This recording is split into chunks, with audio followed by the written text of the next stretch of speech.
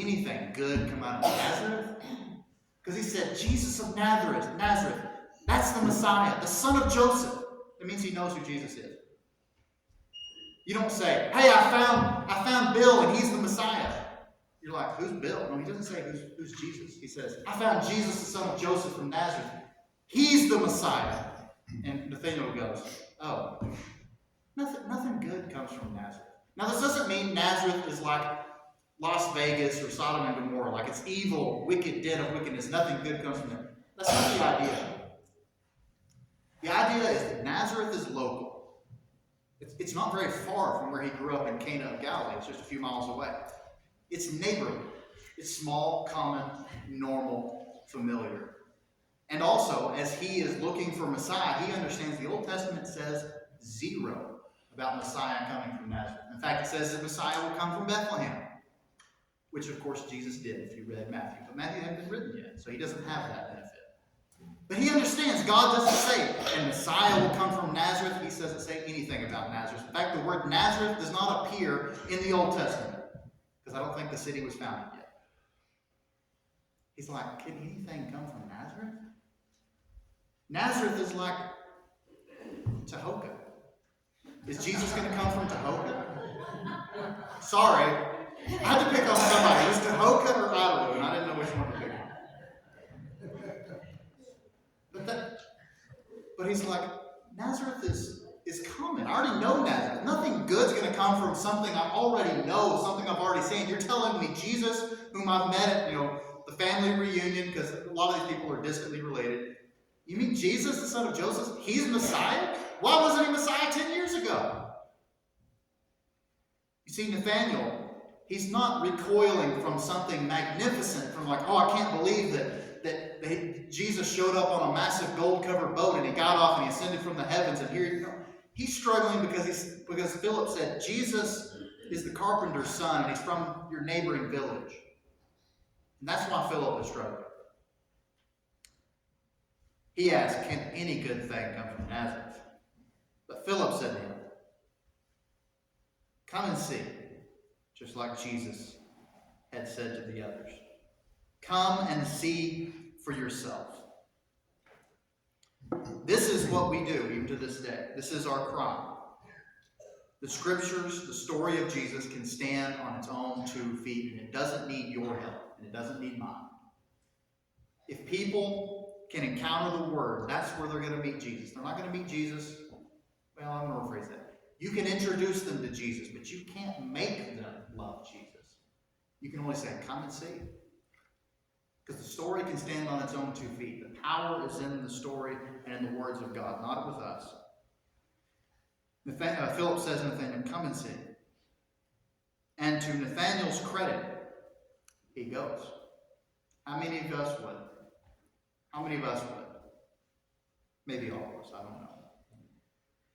Jesus saw Nathanael coming to him in verse 47, and he said of him, behold an Israelite indeed, in whom there is no deceit. And he says it to the other disciples who are already following Jesus. He says, there's an Israelite in whom is no guile, I believe another translation says. Why does he say that? Because Nathanael followed Philip, even when he wasn't impressed. Because he believes God is sending Messiah. And he believes Philip. He believes Philip is a trustworthy person. And he says, I will trust you. I'll go see. And when Jesus sees him, he says, behold someone in whom there's no guile. You see, it's okay to have questions, brothers and sisters of God. It's okay to have doubts and fears. What's not okay is to use those as an excuse to not look at all. Like, oh, I have a question. I'm just going to close my eyes and pretend like it wasn't there. That's not okay. It's okay to say, I don't know. I'm not sure about that. I'm not sure about that. And to go look and find out the answer. That is what God desires. He desires a seeker. He desires an honest person to come and say, what's this about? What's going on here? Why is this that thing? That is all approved of God. What's less okay is to say, I don't understand it and I don't care. I'm moving on. Because if you honestly see something and you have a question mark in your head, you're lying to yourself if you walk away without trying to understand. You're only cheating you. It's like the dumbest question is the unasked question. That is the truest statement in the world. What if you're sitting in class and they said, and 2 + 2 = 4, but you don't even know what 2 means? The worst thing you can do is not raise your hand and say, I need help, I'm unintelligent.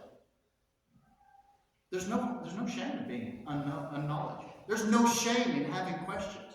I have questions about the simplest things sometimes. My wife had to explain something to me the other day. She's like, don't you know that yet? You're 30 years old. And I didn't know that yet. This happens frequently.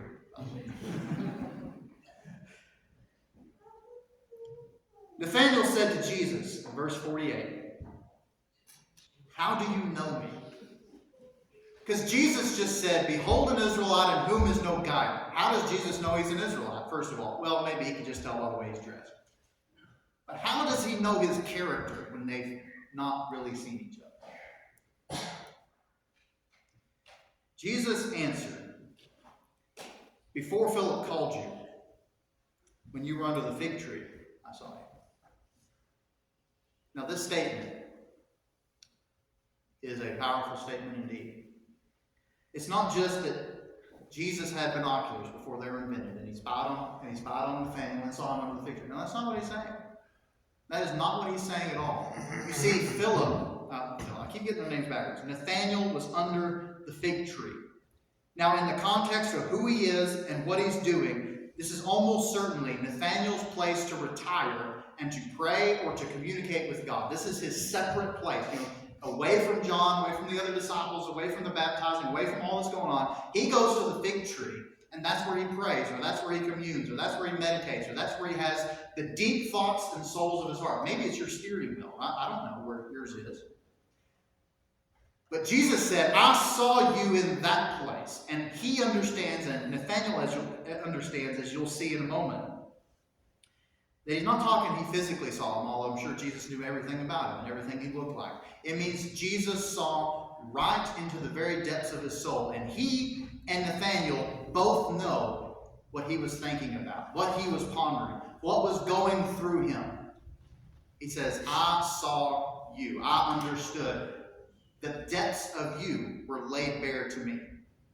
Now, what was it he saw? You and I are not let in on that. That's none of our business. That's Nathanael's and Jesus' business, because they never answer that question. But it's enough for Nathanael to say, after Jesus said, I saw you, say, Rabbi, Master, Teacher, you are the Son of God, and you are the King of Israel. Because when Jesus says, I know what you were thinking. I know what was going through you. And not in some kind of gotcha kind of way, but like he understands what was going through Nathanael's mind. There's enough for Nathanael to say, you're God. You are the King of Israel. You are Messiah indeed. Jesus says to him, because I said to you that I saw you under the fig tree, do you believe? You will see greater things than these. He says, you think that was amazing? And it was. He says, you'll see more. You'll see more. And he said to him, truly, truly, I say to you, you will see the heavens opened and the angels of God ascending and descending on the Son of Man. Now, before we get to that last part, we have to make a quick note. You see, the English language has a fault that Southerners corrected long ago. There's this word called you, like, hey, you. But how many people does that refer to? It depends on the context in English, right? I could say, hey, you Cecil, or hey, you, Glenn. Or I could say, hey, y'all. See what Southerners did? We help the English language by making it more accurate. You think I'm kidding, but I'm not kidding. Greek has this built into the language from the beginning. You can say you singular, or you can say you plural, right? And there's a slightly different word. We have to do that with context or with other words. That's what's going on here. When he said, I saw you, Nathanael, he's saying you in particular, you individually, I saw you, Nathanael. But when he says, truly, truly, I say to you, the you becomes plural, so it begins talking to all the disciples. You see, there's a slight change in audience here. He's still talking to Nathanael, but he's also talking to everyone else that's here. I say to all of you, I say to y'all will see the heavens opened and the angels of God ascending and descending on the Son of Man. Once again, we got one more thing to get to before we get to the ascending and descending. Truly, truly is the words amen and amen. This is like the word truth, truth, verity, verity, absolutely certain. Only John in this gospel uses this combination. This is unknown anywhere else that I'm aware of, even outside of biblical literature. This is not normal way of speaking. He uses this 25 times by my count in this gospel. This is the first time. So if you're an underliner, if you're that kind of person, I would be, you don't have to underline it, but however you mark it, this is one of those noteworthy things that's unique about this. It only occurs, as you would expect, when there is statements of great weight. Great weight. There are many coming up. In fact, in chapter 6, I think there's 5 or 6 of them. But you can be looking for them as you read. I didn't have them all marked, but you can find them. So Jesus says, truly, truly, double verity. You can take this to the bank, in other words. Know for certain, I say to you, you will see the heavens open. You will see the angels of God ascending, and they will descend on the Son of Man. He references, obviously, Jacob's dream, because to my knowledge, that's the only other place where this occurs. The picture, the phrase, the idea of the angels ascending and descending from a particular place for a particular reason with a particular message in mind. Jacob got to see a vision of a ladder, and angels were ascending from him up the ladder to God and then descending back down the ladder to him. It's like there was this door in this particular place. That's what it said. This is the gate of heaven. This is the house of God. From right here, you can enter into relationship with God and you can find the eternal mighty one from this place, which is why people worship there so often afterwards, including he himself. You notice there's a difference in the way Jesus says it. There's no door. There's no stairs. There's no ladder. And there's also no dream. He just says, from right here, not me, Jesus. The angels are ascending and descending. In John 10, he says it in a different way. I am the gate. I am the door of the sheep. All who come to the Father come through me. You see, that's what Jesus is saying. He's saying, from me. From me is the entrance, the introduction to the divine. No one has come to the Father except through me, he will say. Why is that? Because the angels are with Jesus, and they go back to God, and they return again. But they were already with Jesus. It's not like all of a sudden the windows of heaven were opened and the angels descended on Jesus. No. The angels were with Jesus. They never left his side.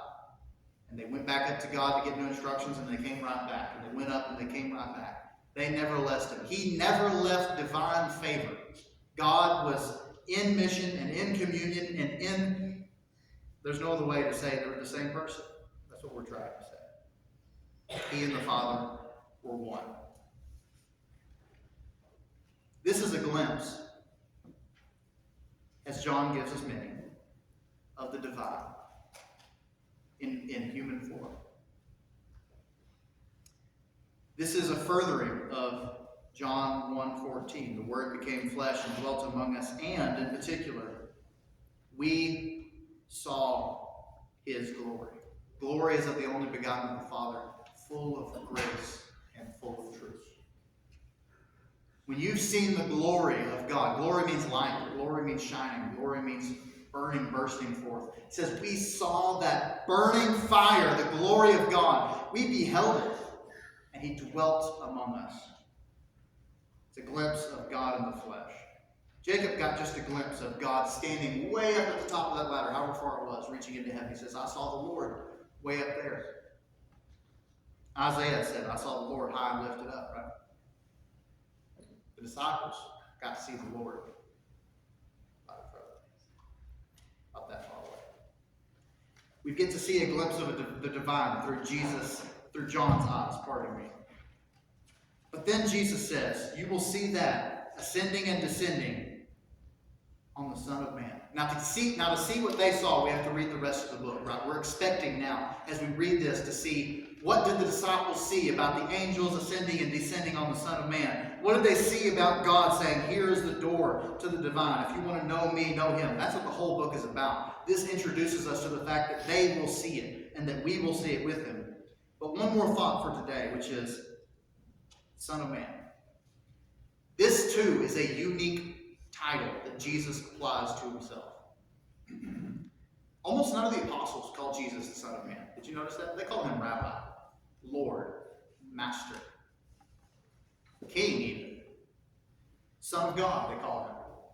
Messiah, or Christ, the Anointed One, they call him. They don't call him the Son of Man.